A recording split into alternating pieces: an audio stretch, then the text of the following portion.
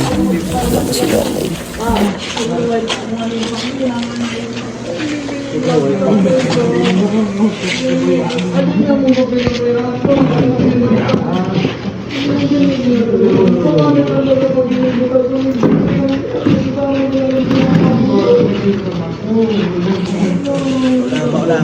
Paula.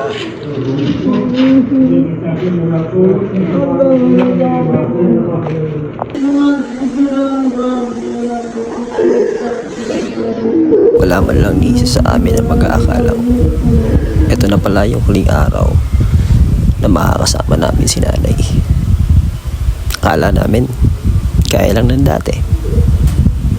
Dadalhin siya sa ospital, pero makalipas ang ilang araw ay magiging okay na siya.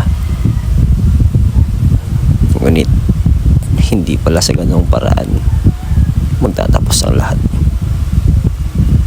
Dahil dito na pala ang huling sandaling masisilayan namin ang nanay namin. Wala nang tawanan, halakhakan at masayang laro sa loob ng bahay. Wala na rin magyayayang kumain ng ice cream, kumain sa labas, at makakasamang magkakantahan. Ang sarap lang balikan ng mga alaala natin, Nay. Wala akong ibang masabi kundi salamat sa lahat. Salamat sa pagpapalaki mo at pag-aalaga simula nung bata ako.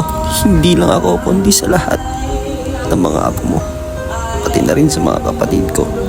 Patawad at nahuli kami. Di namin nasabi sa'yo ng personal kung gaano kamahal namin. Kaya ito na lang ang paraan ko. Ito na lang ang paraan para pagsigawan ko sa buong mundo kung gaano kami ka-thankful at kaswerte na magkaroon ng isang nanay na katulad mo. Kaya Nay, kung nasaan ka man ngayon, gusto ko mong malaman mo na masakit para sa aming lahat na nawala ka na maaga.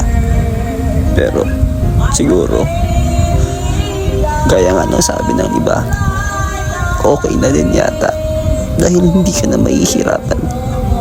Panigurado, sa lugar na kung saan ka ngayon, wala ka ng sakit, hindi ka na mahihirapan.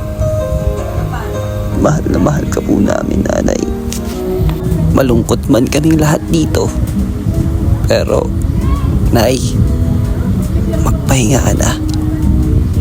Bahala na ang Diyos sa'yo. At kami na rin bahala dito kay tatay. Alam ko kung gaano mo kamahal si tatay. Pero, Nay, pahiram muna sa kanya. Okay? Hayaan mo muna kaming ipakita rin sa kanya kung gaano namin kamahal siya.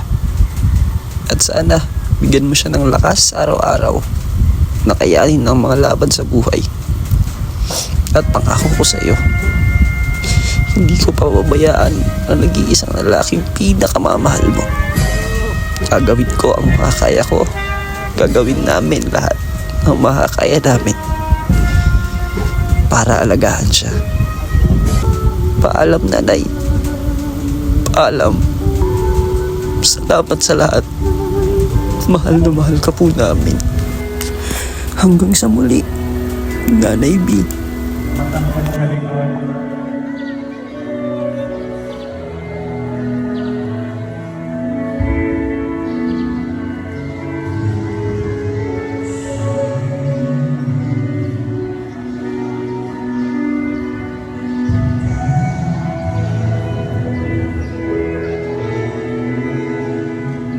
Okay lang.